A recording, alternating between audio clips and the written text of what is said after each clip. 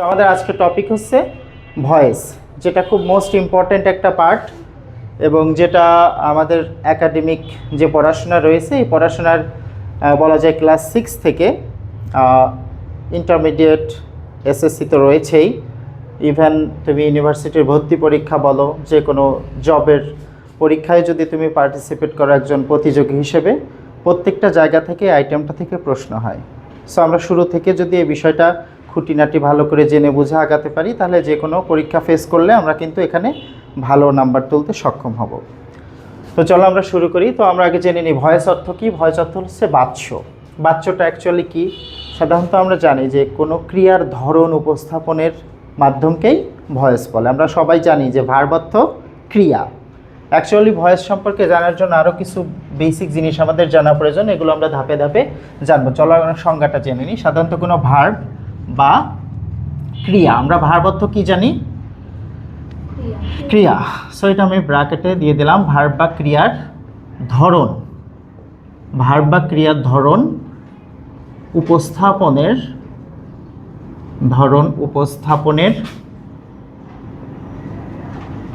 মাধ্যমকে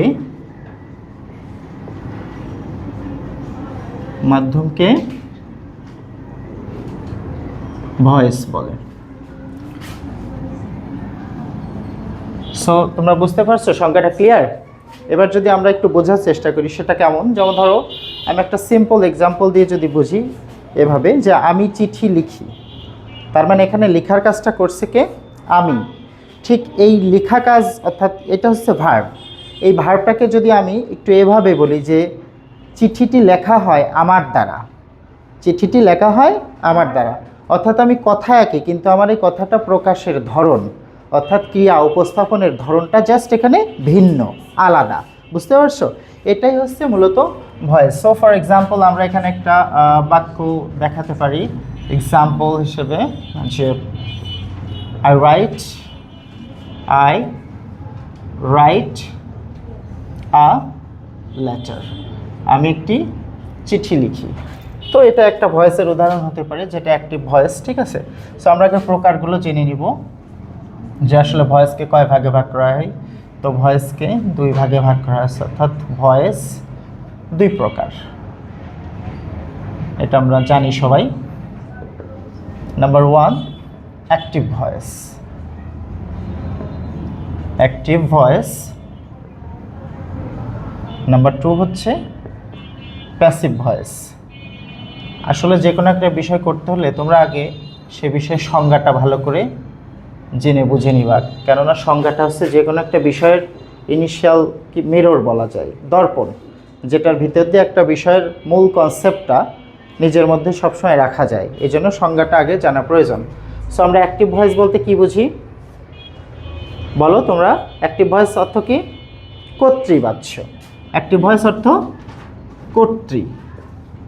কর্তৃবাচ্য, তাই না? আর প্যাসিভ অর্থ কি?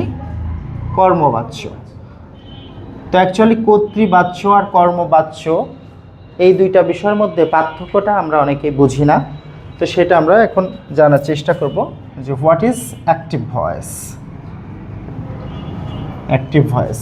দেখো আমি তোমাদেরকে একটু আগে বললাম যে ভয়েস করার আগে আমাদের কিছু বেসিক জিনিস সম্পর্কে ধারণা রাখা প্রয়োজন।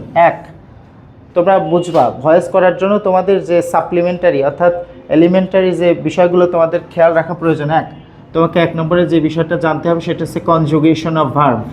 তুমি এই ভার্বের ফর্মগুলো জানো কি না? কনজুগেশন অফ ভার্ব, অর্থাৎ তোমার যদি ভার্বের ফর্ম না জানা থাকে তাহলে কিন্তু তুমি ভয়েস চেঞ্জ করতে পারবা না, কারণ এখানে প্রত্যেকটা বিষয় কিন্তু ভার্ব নিয়ে মূলত কাজ, তাই না? আমরা কি করছি যে ভার্বের ধরন উপস্থাপনের মাধ্যমকেই ভয়েস বলে। তাহলে একটা ভার্বকে যদি তুমি চেঞ্জ করতে না জানো তাহলে কিন্তু সঠিক ফর্ম ব্যবহার করতে না পারলে উত্তরটা আমাদের ভুল হয়ে যাওয়ার পসিবিলিটি বেশি থাকে। এই জন্য আমাদেরকে অবশ্যই এই বিষয়গুলো আগে শিখে নিতে হবে, জানতে হবে যে আমরা ভার্বের পরিবর্তনগুলো বুঝি কিনা, অর্থাৎ ফরমেশন অফ ভার্ব এগুলো আমাদের জানা আছে কিনা। আমরা ভার্বের বেশ কিছু ফর্ম আছে, যেমন present form, past form, past participle form, ING form, infinitive form, তাই না? এই ফর্মগুলো আছে না? তো মেইনলি ভয়েস করার জন্য আমাদের ভার্বের বেস ফর্ম লাগতে পারে, ভার্বের পাস্ট ফর্ম যেটাকে আমরা V2 বলি, ভার্বের পাস্ট পার্টিসিপল ফর্ম যেটাকে আমরা V3 বলি, আইএনজি ফর্ম, এই ভার্বের ফর্মগুলো সম্পর্কে মোটামুটি আমাদের একটা ভালো ধারণা থাকতে হবে। 2 নম্বর, পার্সোনাল প্রোনাউনের ফর্মগুলো আমরা চিনি কিনা, এটা আগে নিজেকে প্রশ্ন করতে হবে যে আমরা পার্সোনাল প্রোনাউনের ফর্মগুলো আমরা চিনি কিনা। এখন পার্সোনাল প্রোনাউন কাকে বলে? কোনো ব্যক্তিবাচক নামের পরিবর্তে যে প্রোনাউনগুলো সাধারণত আমরা ইউজ করে থাকি এগুলোকে বলা হয় পার্সোনাল প্রোনাউন, তাই না? এগুলোকে বলা হয় পার্সোনাল প্রোনাউন, দ্যাট মিনস ব্যক্তিবাচক সর্বনাম। এখন একটা ব্যক্তিবাচক সর্বনাম এর 4টা ধরন রয়েছে। ইংরেজি গ্রামারে এটা 4 ভাবে ব্যবহার হয়ে থাকে: সাবজেক্ট হিসেবে, অবজেক্ট হিসেবে, পসেসিভ হিসেবে এবং ডাবল পসেসিভ হিসেবে। যদিও রিফ্লেক্সিভ ফর্ম রয়েছে কিন্তু এটা আমি পার্সোনালের মধ্যে আনছি না। তাহলে যেমন এটাকে যদি আমরা বুঝি যে আই, আমি যদি না জানি যে আয়ের অবজেক্ট ফর্মটা মি, তাহলে কি এটা আমি প্যাসিভ ভয়েসে চেঞ্জ করতে পারবো না। আমি যদি না জানি যে হি এর অবজেক্টিভ ফর্ম হিম, তাহলে আমি কি এটাকে চেঞ্জ করতে পারবো? সো অনুরূপভাবে I, we, you, he, she, they, এই ধরনের যতগুলো পার্সোনাল প্রোনাউন আছে প্রত্যেকটা পার্সোনাল প্রোনাউনের object form, possessive form, double possessive form, এগুলোর ব্যবহার সম্পর্কে তোমার একটা ভালো কনসেপ্ট থাকা অবশ্যই প্রয়োজন। বুঝতে পারছো? এগুলো লাগবেই। 3 নম্বরে আমরা কি বিষয় ধারণা রাখবো? টেন্স। এখন যদি তোমাদের মধ্যে কোনো স্টুডেন্টের যদি টেন্স সম্পর্কে ভালো ধারণা না থাকে তাহলে সে কিন্তু ভয়েস চেঞ্জে ভালো করতে পারবে না। কেননা আমাকে এখানে প্রত্যেকটা অ্যাক্টিভ থেকে যখন প্যাসিভে আমরা ভয়েসটা পরিবর্তন করব তখন আমাদেরকে কিন্তু ওই যে অক্সিলারি ভার্ব নিতে হয় না? তো you have to take the auxiliary verb on the basis of tense and the number of person of subject of passive voice. That's why you must have a good knowledge over tense. Do understand? So tense সম্পর্কে তোমাকে এখানে ভালো ধারণা রাখতেই হবে। So এই বিষয়গুলো আমরা এখান থেকে জানবো। জানার পরে তারপরে আমরা এরপরে যে বিষয়টা খেয়াল রাখবো, আমরা সাবজেক্ট চিনি কিনা। ঠিক আছে? সাবজেক্ট সম্পর্কে আমাদের ভালো ধারণা আছে কিনা। আমরা দেখা যাচ্ছে অনেক সময় প্রাথমিক একটা ধারণা বুঝি যে সাবজেক্ট বলতে শুধু বুঝি যে রহিম, করিম, হি, সি, এই টাইপের কিছুই বুঝি সাবজেক্ট হতে পারে। আসলে এটা একটা সংকীর্ণ কনসেপ্ট বলা যায়। সাবজেক্টের পরিসরটা শুধু এইটুকু না, আরও বড়।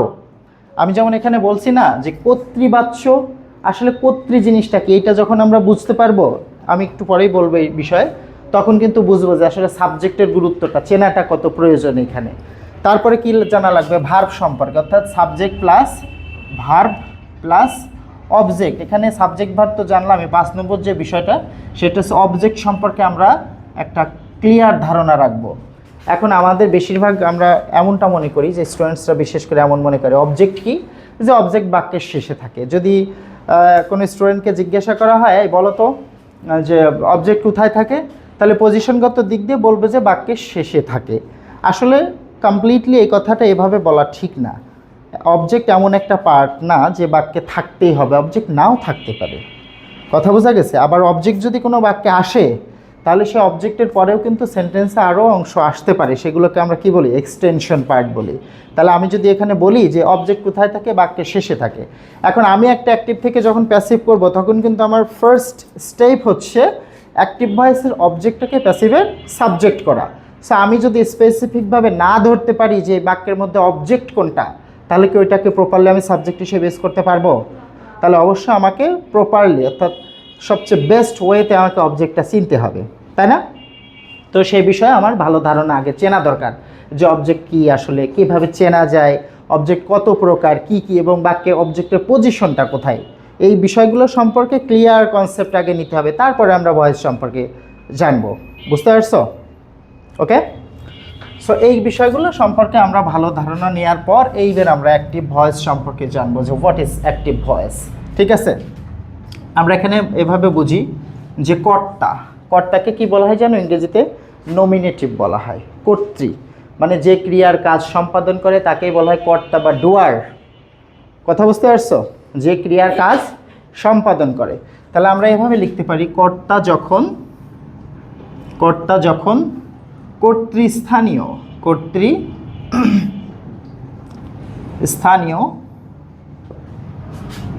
হয়ে বা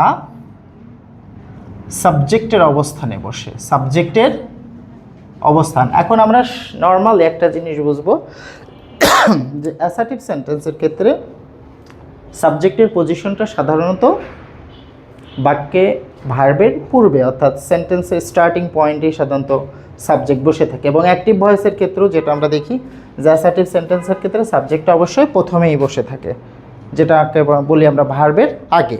ঠিক আছে, তো এই জন্য আমরা বলতে পারি কর্তা যখন কর্তৃস্থানীয় হয়ে বা সাবজেক্টের অবস্থানে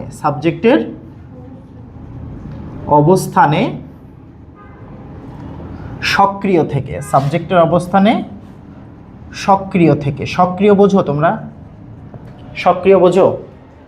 হ্যাঁ হ্যাঁ, কর্মক্ষম অর্থাৎ অ্যাক্টিভ থাকা, কোনো কাজ সম্পাদনে নিজে সচল থাকা, এটাকে আমরা বলি অ্যাক্টিভ। দ্যাট মিন্স কর্তা যখন কর্তৃস্থানীয় হয়ে বা সাবজেক্টের অবস্থানে সক্রিয় থেকে ভার্ব বা ক্রিয়ার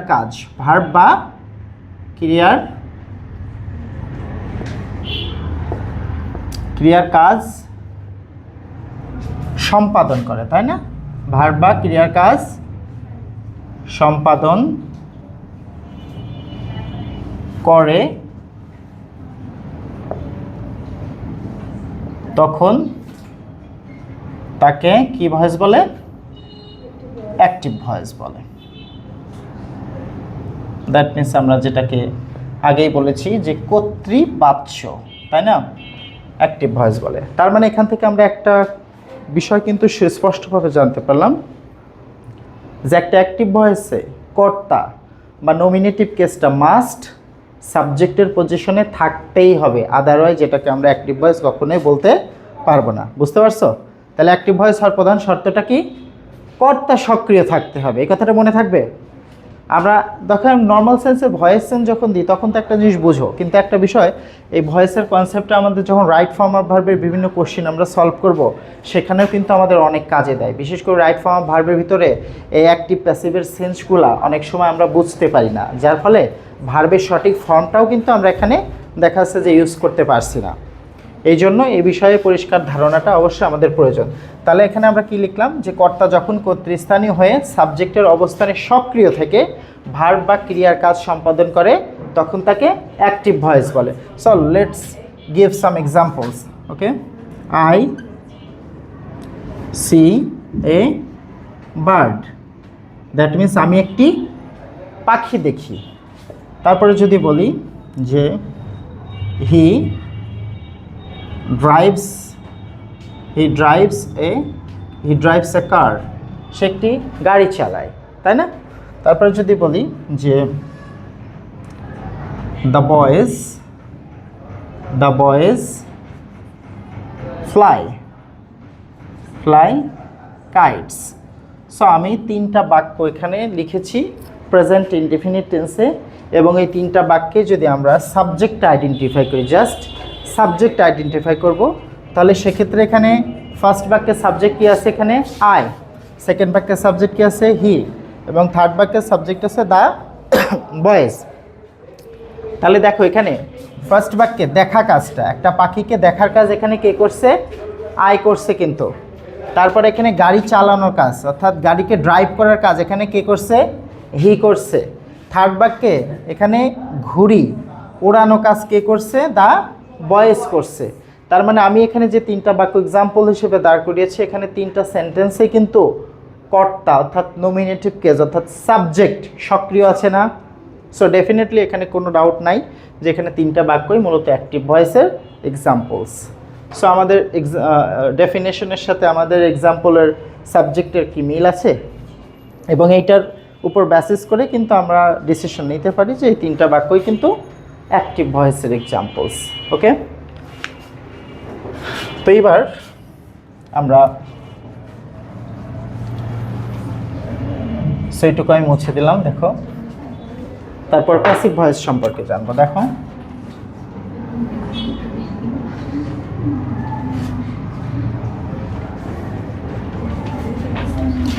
আমরা কিন্তু আগেই অর্থের মধ্যে দিয়ে জেনেছিলাম যে প্যাসিভ ভয়েস মানে হচ্ছে কর্মবাচ্য।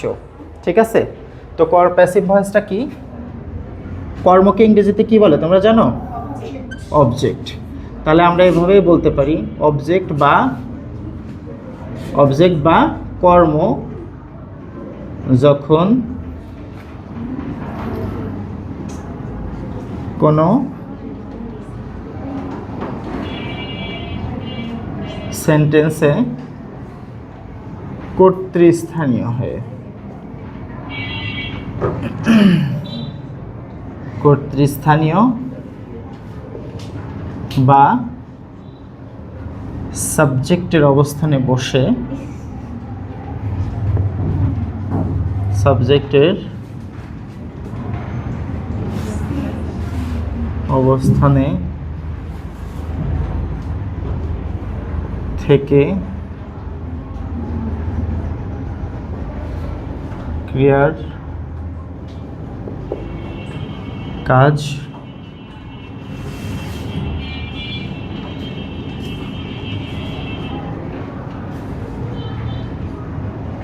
সম্পাদন করে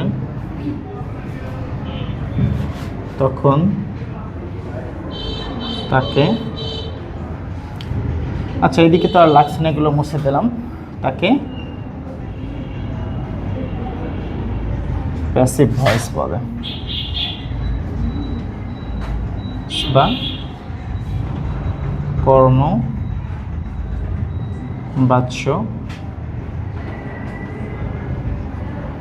বলে। আসলে ভয়েসটা তো ছোট একটা টপিক না, এটার বিষয় ক্লিয়ার করতে হলে বেশ কিছু ক্লাস লাগবে আমাদের, ঠিক আছে। অন্তত আজকের ক্লাস থেকে আমরা ভয়েস কি, কাকে বলে, কত প্রকারের পরিচয়, কিভাবে চিনতে হয়, এই বিষয়গুলো ইনশাল্লাহ ক্লিয়ার হবো, ঠিক আছে। তো এখানে আমরা কি লিখলাম, অবজেক্ট বা কর্ম যখন কোনো সেন্টেন্সে কর্তৃস্থানীয় হয়ে বা সাবজেক্টের অবস্থানে থেকে ক্রিয়ার কাজ সম্পাদন করে তখন তাকে প্যাসিভ ভয়েস বলে। তার মানে এখান থেকে কিন্তু আমরা একটা বিষয় স্পষ্ট বুঝতে পারলাম যে প্যাসিভ ভয়েস মানে কি, কর্মপ্রধান। প্যাসিভ ভয়েস অর্থ হচ্ছে সবসময় প্যাসিভ ভয়েসটা কর্মপ্রধান অর্থাৎ অবজেক্ট প্রধান হয়ে থাকে, ঠিক আছে। সো আমি এটা এক্সাম্পলের সাহায্যে আরও বিষয়টা সুন্দর করে ক্লিয়ার করতে চাই। দেখো প্রথম আমরা 3টা বাক্য এখানে অ্যাক্টিভ হিসেবে লিখেছিলাম, তাই না? অ্যাক্টিভ ভয়েসে 3টা এক্সাম্পল দিয়েছিলাম। সেই 3টা এক্সাম্পলের মধ্যে ফার্স্ট এক্সাম্পল কি আছে বলো? I see a bird. So এই বাক্যটাকে যদি আমি এখন প্যাসিভ করি তাহলে অ্যাকচুয়ালি আসলে এখানে লিখেই আমি বোঝাতে চাই, আই সি এ বার্ড। এখন কর্মটা অ্যাকচুয়ালি কি আমরা যদি না চিনি তাহলে কিন্তু আমরা এটাকে প্রপারলি আসলে প্লেস করাইতে পারবো না প্যাসিভ ভয়েসে, ঠিক আছে। তোমরা সবসময় একটা বিষয় খেয়াল রাখবা, ক্রিয়ার কাজ বা ভার্বের কাজ যাকে কেন্দ্র করে সম্পাদিত হয় বা ভার্বের কাজ যাকে আশ্রয় করে সম্পন্ন হয় তাকে অবজেক্ট বা কর্ম বলে। কথা বুঝতে পারছো? তাহলে ক্রিয়ার কাজ যাকে কেন্দ্র করে সম্পন্ন হয় তাকে অবজেক্ট বা কর্ম বলে। এখন এখানে যদি প্রশ্ন করি আমি ভার্বকে, যে কি দেখি আমি, আ বার্ড, দ্যাট মিনস একটি পাখি দেখি আমি। তার মানে আমি এখানে ভার্বকে প্রশ্ন করলাম কি দ্বারা, তাই না? কি বা কাকে। অ্যাকচুয়ালি এখানে যদিও এই বাক্যের সাথে কি সঙ্গতিপূর্ণ, কিন্তু আমরা অবজেক্ট সাধারণত পাবো ভার্বকে কি বা কাকে দ্বারা প্রশ্ন করে আমরা অবজেক্ট পাবো, ঠিক আছে।